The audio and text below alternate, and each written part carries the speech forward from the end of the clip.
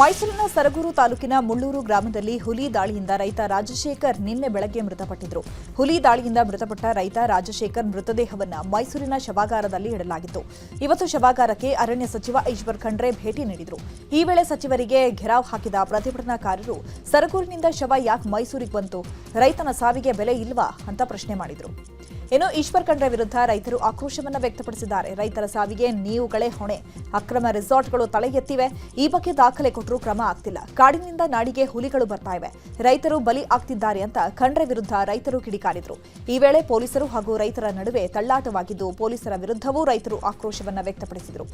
ಇದೇ ವೇಳೆ ಮಾತನಾಡಿದ ಸಚಿವ ಖಂಡ್ರೆ, ನನಗಾಗಿ ರೈತರ ಶವ ಇಲ್ಲಿಗೆ ತಂದಿದ್ರೆ ಅದು ಅಕ್ಷಮ್ಯ, ನಾನು ನಿಮ್ಮೆಲ್ಲರ ಕ್ಷಮೆ ಕೇಳ್ತೀನಿ ಅಂತ ಹೇಳಿದರು. ಇದೇ ವೇಳೆ ಅಕ್ರಮ ರೆಸಾರ್ಟ್ಗಳಿಂದ ಸಾವುಗಳಾಗ್ತಾ ಇದೆ ಅನ್ನೋ ಆರೋಪಕ್ಕೂ ಪ್ರತಿಕ್ರಿಯೆ ನೀಡಿದ ಖಂಡ್ರೆ, ಈ ಕುರಿತು ಸಂಪೂರ್ಣ ಮಾಹಿತಿ ಕಲೆ ಹಾಕಲು ಹೇಳಿದ್ದೇನೆ, ಮೃತರ ಕುಟುಂಬಕ್ಕೆ ಸೂಕ್ತ ಪರಿಹಾರ ನೀಡಲಾಗುತ್ತೆ, ಮೃತರ ಕುಟುಂಬದ ಜೊತೆ ನಾವಿದ್ದೇವೆ ಅಂತ ಹೇಳಿದರು. ರೈತನ ಮೇಲೆ ಹುಲಿ ದಾಳಿ ಸಾವು ಪ್ರಕರಣಕ್ಕೆ ಸಂಬಂಧಪಟ್ಟಂತೆ ರೈತರು ಪ್ರತಿಭಟನೆಯನ್ನ ಮುಂದುವರೆಸಿದ್ದಾರೆ.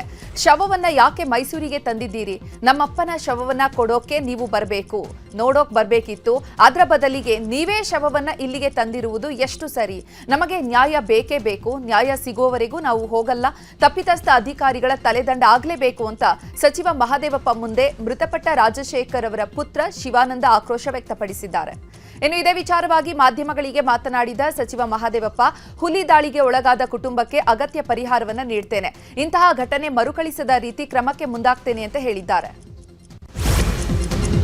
ಖಾಲಿ ಟ್ರಂಕ್ ಎಂಬ ಡಿಸಿಎಂ ಡಿಕೆಶಿಗೆ ಜೆಡಿಎಸ್ ತಿರುಗೇಟನ್ನು ಕೊಟ್ಟಿದೆ. ಎಕ್ಸ್ನಲ್ಲಿ ವಿಡಿಯೋವೊಂದನ್ನು ಪೋಸ್ಟ್ ಮಾಡಿ ಡಿಕೆಶಿಗೆ ಕೌಂಟರ್ ಕೊಟ್ಟಿದೆ. ಡಿಕೆ ಶಿವಕುಮಾರ್ ಲೂಟೇಶ್, ಹೌದಪ್ಪ ಹೌದು, ಡಿಸಿಎಂ ಡಿಕೆಶಿ ಸಾಹೇಬ್ರೆ, ಎಚ್.ಡಿ. ಕುಮಾರಸ್ವಾಮಿ ಅವರು ಖಾಲಿ ಟ್ರಂಕ್ ಅನ್ನೋದು ದಿಟವೇ, ಅವರದ್ದು ಖಾಲಿ ಕೈ ತುಂಬಿದ ಹೃದಯ, ನಿಮ್ಮದು ಹಾಗಲ್ವಲ್ಲ, ಹೃದಯದ ತುಂಬ ಕಾರ್ಕೋಟಕ ವಿಷ ಇದೆ. ಆದರೆ ನಿಮ್ಮದು ಕಂಡವರ ಹಣವನ್ನ ಮತ್ತು ಬಡವರು, ದೀನ ದಲಿತರು, ದುರ್ಬಲರ ಭೂಮಿಯನ್ನ ಹೆದರಿಸಿ ಬೆದರಿಸಿ ಕಿತ್ಕೊಂಡು ತುಂಬಿಸ್ಕೊಂಡಂತಹ ಪಾಪದ ಟ್ರಂಕ್ ಇದೆ. ಈ ಸತ್ಯ ನಿಮಗಷ್ಟೇ ಅಲ್ಲ, ಇಡೀ ನಾಡಿಗೆ ದೇಶಕ್ಕೆ ತಿಳಿದ ಸತ್ಯ ಅಂತ ವ್ಯಂಗ್ಯವಾಡಿದೆ. ಎಲೆಕ್ಟ್ರಿಕ್ ಬಸ್ಗಳ ಕಾರ್ಯಕ್ಷಮತೆಯಲ್ಲಿ ಲೋಪವಿದೆ, ಕೇಂದ್ರ ಸರ್ಕಾರ ತಕ್ಷಣವೇ ಮಧ್ಯ ಪ್ರವೇಶಿಸಬೇಕು ಅಂತ ಕೇಂದ್ರ ಸಚಿವ ಎಚ್.ಡಿ. ಕುಮಾರಸ್ವಾಮಿಗೆ ಸಚಿವ ರಾಮಲಿಂಗಾರೆಡ್ಡಿ ಪತ್ರ ಬರೆದಿದ್ದಾರೆ. ಈ ಬಗ್ಗೆ ವಿಧಾನಸೌಧದಲ್ಲಿ ಮಾತನಾಡಿದ ರಾಮಲಿಂಗಾರೆಡ್ಡಿ, ಎಲೆಕ್ಟ್ರಿಕ್ ಬಸ್ಗಳಲ್ಲಿ ತಾಂತ್ರಿಕ ದೋಷಗಳು ಹೆಚ್ಚು ಕಂಡುಬರ್ತಾ ಇದೆ, ಅಪಘಾತಗಳು ಹೆಚ್ಚಾಗ್ತಾ ಇದೆ, ಬಸ್ಗಳ ನಿರ್ವಹಣೆ ಕೂಡ ಕಷ್ಟ ಆಗಿದೆ, ಬ್ಯಾಟರಿಗಳು ನಿಗದಿತ ಅವಧಿವರೆಗೂ ಬರ್ತಾ ಇಲ್ಲ, ಹೀಗಾಗಿ ಬ್ಯಾಟರಿಗೆ ಸಂಬಂಧಿಸಿದ ದೋಷಗಳು ಮತ್ತು ಬ್ರೇಕ್ ಡೌನ್ ಬಗ್ಗೆ ತಕ್ಷಣವೇ ಕ್ರಮ ವಹಿಸಬೇಕು, ಇಲ್ಲವಾದಲ್ಲಿ ಬಿಎಂಟಿಸಿಗೆ ಕೆಟ್ಟ ಹೆಸರು ಬರುತ್ತೆ ಅಂತ ಆಗ್ರಹಿಸಿದ್ದಾರೆ. ಮಹೇಶ್ ಶೆಟ್ಟಿ ತಿಮರೋಡಿ ಗಡಿಪಾರಿಗೆ ವಿರೋಧ ವ್ಯಕ್ತಪಡಿಸಿ ಜಿಲ್ಲಾಡಳಿತದ ಮುಂದೆ ತಿಮರೋಡಿ ಬೆಂಬಲಿಗರು ಪ್ರತಿಭಟನೆ ನಡೆಸಿದ್ದಾರೆ. ಬೆಳತಂಗಡಿ ಮಿನಿ ವಿಧಾನಸೌಧ ಎದುರು ಬೆಂಬಲಿಗರು ಭಾರೀ ಹೈಡ್ರಾಮವೇ ಮಾಡಿದ್ದಾರೆ. ಈ ವೇಳೆ ಪ್ರತಿಭಟನಾಕಾರರ ಪೊಲೀಸರು ತಡೆದಿದ್ದು, ಅನುಮತಿ ಇಲ್ಲದೆ ಯಾಕೆ ಬಂದ್ರಿ ಅಂತ ಇನ್ಸ್ಪೆಕ್ಟರ್ ಗರಂ ಆಗಿದ್ದಾರೆ.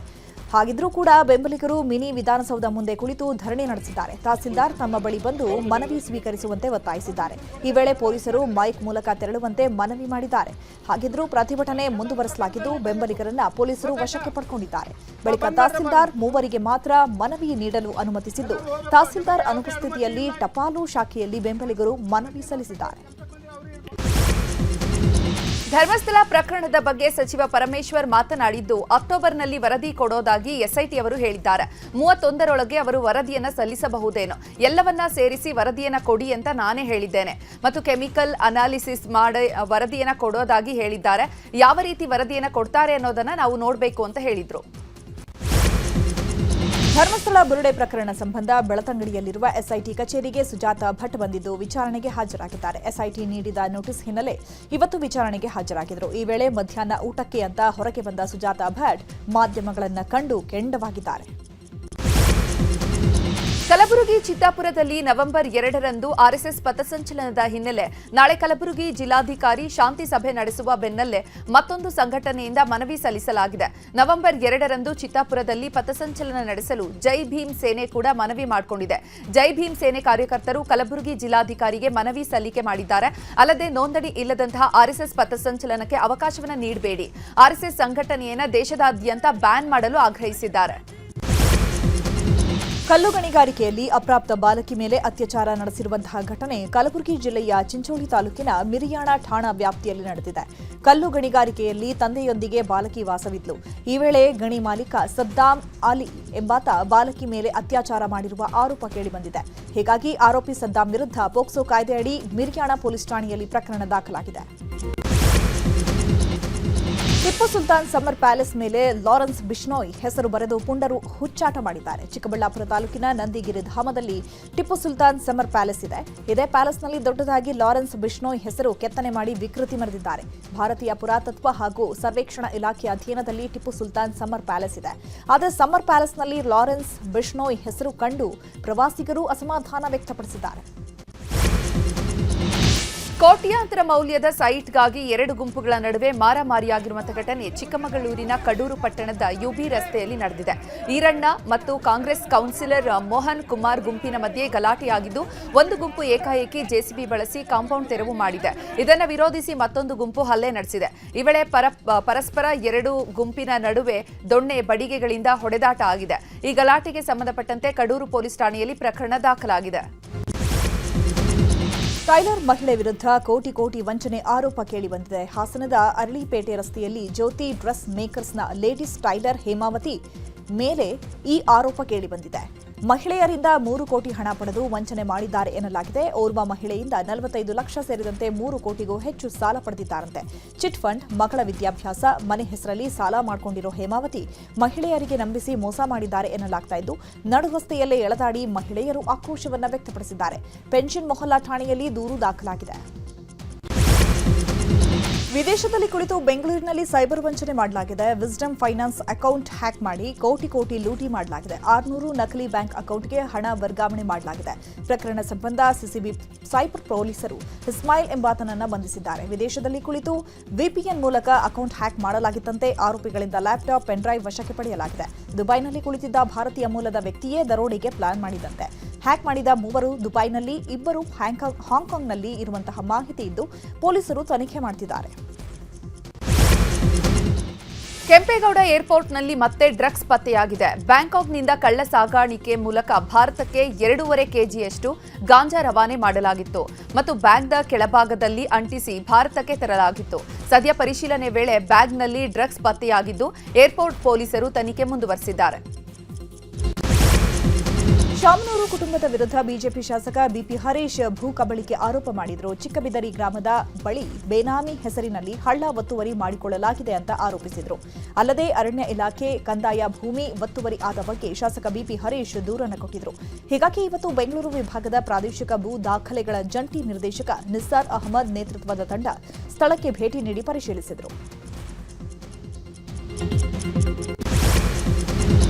ವಾಲ್ಮೀಕಿ ಸಮುದಾಯದ ಬಗ್ಗೆ ಅವಹೇಳನಕಾರಿ ಹೇಳಿಕೆ ಹಿನ್ನೆಲೆ ಬಾಗಲಕೋಟೆಯಲ್ಲಿ ವಾಲ್ಮೀಕಿ ಸಮುದಾಯದಿಂದ ಪ್ರತಿಭಟನೆ ನಡೆಸಲಾಗಿದೆ. ರಮೇಶ್ ಕತ್ತಿ ಪ್ರತಿಕೃತಿಯ ಅಣುಕು ಶವಯಾತ್ರೆ ಮಾಡಿ ತಹಶೀಲ್ದಾರ್ ಕಚೇರಿಯಿಂದ ಜಿಲ್ಲಾಡಳಿತದ ಭವನದವರೆಗೂ ಮೆರವಣಿಗೆ ಮಾಡಿ ಚಪ್ಪಲಿಯಲ್ಲಿ ಕತ್ತಿ ಭಾವಚಿತ್ರಕ್ಕೆ ಹೊಡೆದು ಪ್ರತಿಭಟನಾಕಾರರು ಆಕ್ರೋಶ ವ್ಯಕ್ತಪಡಿಸಿದ್ದಾರೆ.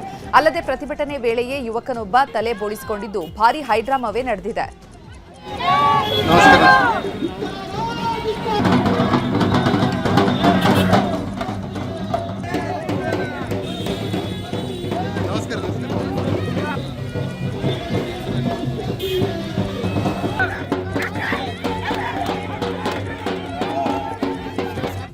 ಇನ್ನು ಮಂಡ್ಯದಲ್ಲೂ ಕೂಡ ರಮೇಶ್ ಕತ್ತಿ ವಿರುದ್ಧ ವಾಲ್ಮೀಕಿ ಸಮುದಾಯ ಪ್ರತಿಭಟನೆ ನಡೆಸಿದೆ. ಮಳವಳ್ಳಿ ತಾಲೂಕಿನ ಗಂಗಾಪರಮೇಶ್ವರಿ ದೇಗುಲದಿಂದ ಮೆರವಣಿಗೆ ನಡೆಸಿ ರಮೇಶ್ ಕತ್ತಿ ವಿರುದ್ಧ ಧಿಕ್ಕಾರ ಕೂಗಿದ್ದಾರೆ.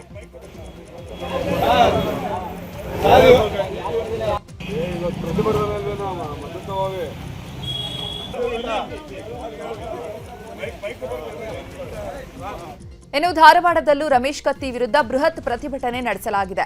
ಕರ್ನಾಟಕ ವಾಲ್ಮೀಕಿ ನಾಯಕ ಸಭಾದಿಂದ ಪ್ರತಿಭಟನೆಯನ್ನ ನಡೆಸಲಾಗಿದೆ. ರಮೇಶ್ ಕತ್ತಿಯನ್ನ ಕೂಡಲೇ ಬಂಧಿಸಬೇಕು ಅಂತ ಆಗ್ರಹಿಸಿದ್ದಾರೆ. ನಾಯಕ ಸಮುದಾಯವನ್ನು ಅವಮಾನ ಮತ್ತು ಜಾತಿ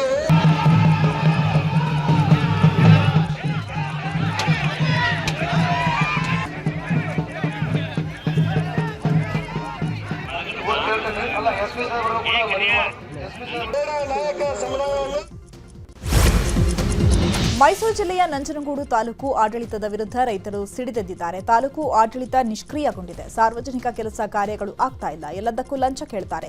ಕಚೇರಿಯಲ್ಲಿ ತಹಸೀಲ್ದಾರ್ ಕೈಗೆ ಸಿಗಲ್ಲ. ಇದೇ ರೀತಿ ಧೋರಣೆ ಮುಂದುವರೆದರೆ ಹೆದ್ದಾರಿ ಬಂದ್ ಮಾಡಿ ಬೃಹತ್ ಪ್ರತಿಭಟನೆ ಮಾಡ್ತೇವೆ ಅಂತ ತಾಲೂಕು ಆಡಳಿತದ ವಿರುದ್ಧ ಬಾರುಕೋಲು ಚಳುವಳಿ ನಡೆಸಿದ್ದಾರೆ.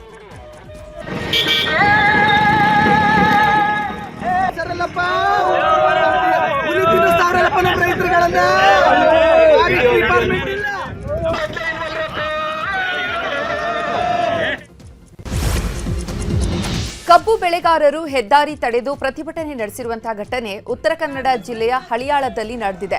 ಕಬ್ಬಿಗೆ 3,363 ರೂಪಾಯಿ ದರ ನಿಗದಿ ಮಾಡುವಂತೆ ಒತ್ತಾಯಿಸಿ ಪ್ರತಿಭಟನೆ ನಡೆಸಿದ್ದಾರೆ. ಇನ್ನು ಪ್ರತಿಭಟನಾ ಸ್ಥಳಕ್ಕೆ ತಹಶೀಲ್ದಾರ್ ಫಿರೋಜ್ ಶಾ ಸೋಮನಕಟ್ಟಿ ಆಗಮಿಸಿ ರೈತರ ಮನವೊಲಿಸಲು ಯತ್ನಿಸಿದ್ದಾರೆ. ಆದರೆ ರೈತರು ದರ ನಿಗದಿಗೆ ಅಂತಿಮ ಆಗುವವರೆಗೂ ಕೂಡ ಕಾರ್ಖಾನೆ ಆರಂಭ ಮಾಡಲು ಬಿಡೋದಿಲ್ಲ ಅಂತ ಪಟ್ಟು ಹಿಡಿದಿದ್ದಾರೆ.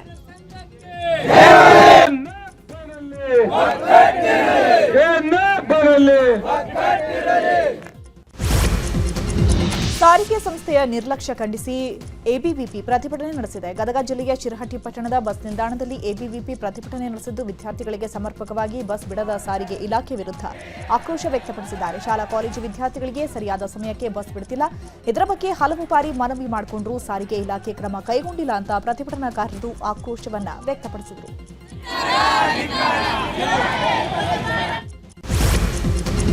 ದಾವಣಗೆರೆ ಸೇರಿದಂತೆ ಜಿಲ್ಲೆಯ ಹಲವು ಕಡೆಗಳಲ್ಲಿ ಭಾರೀ ಮಳೆಯಾಗಿದೆ.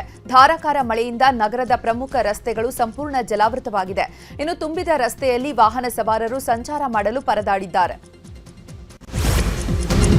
ತಾನು ಕಲಿತ ಶಾಲೆಯ ಜೀರ್ಣೋದ್ಧಾರವನ್ನ ಸುಧಾಮೂರ್ತಿ ಮಾಡಿಸಿದ್ದಾರೆ. ಸುಮಾರು 4 ಕೋಟಿ ವೆಚ್ಚದಲ್ಲಿ ಕಟ್ಟಡದ ನವೀಕರಣ ಮಾಡಿದ್ದಾರೆ.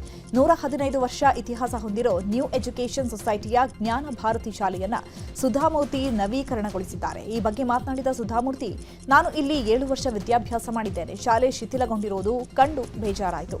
ನಾನು ಓದಿದ ಶಾಲೆ ಉಳಿಸಿಕೊಳ್ಳಬೇಕೆಂದು ನವೀಕರಣ ಮಾಡಿಸಿದ್ದೇನೆ. ನಾನು ದುಡ್ಡಿನ ಮುಖ ನೋಡಿಲ್ಲ. ಮಕ್ಕಳ ಭವಿಷ್ಯದ ದೃಷ್ಟಿಯಿಂದ ಈ ಕೆಲಸ ಮಾಡಿದ್ದೇನೆ ಅಂತ ಹೇಳಿದರು. 5ನೇ ಕ್ಲಾಸಿಗೆ ನಾನು ಇಲ್ಲಿ ಬಂದು ಅವಾಗ 11ನೇ ಕ್ಲಾಸಿಗೆ SSLC ಇರ್ತಿತ್ತು. ಅವಾಗ 5ನೇ ಕ್ಲಾಸಿಂದ 11ನೇ ಕ್ಲಾಸ್ವರೆಗೂ ಇಲ್ಲೇ ಓದಿದ್ದೀನಿ ನಾನು, ಕನ್ನಡ ಮೀಡಿಯಮ್. ನಮ್ಮ ಶಾಲೆ ಈಗ ನೀವು ನಿಮ್ಮ ಹಳೆಯ ಶಾಲೆಗೆ ಹೋಗಿ, ಹಳೆಯ ಮನೆಗೆ ಹೋಗಿ ಅದು ಬಿದ್ದರೆ ನಿಮ್ಗೆ ದುಃಖ ಆಗೋದಿಲ್ವಾ? ಅದೇ ಥರ ನಮ್ಮ ಶಾಲೆ ಶಿಥಿಲ ಆಗಿ 14 ಮಕ್ಕಳನ್ನ ಒಳಗೊಂಡಾಗ ಭಾಳ ದುಃಖ ಅನ್ನಿಸ್ತು. ಇಲ್ಲ, ಇದಕ್ಕೊಂದು ಪುನರ್ಜೀವನ ಕೊಡಬೇಕು ನಾವು ವಿದ್ಯಾರ್ಥಿಗಳು ಅಂತ ಅನ್ನಿಸ್ತು. ಅದಕ್ಕೆ ನಾವು ಮಾಡಬೇಕು ಅನ್ನಿಸ್ತು, ಮಾಡಿದ್ವಿ.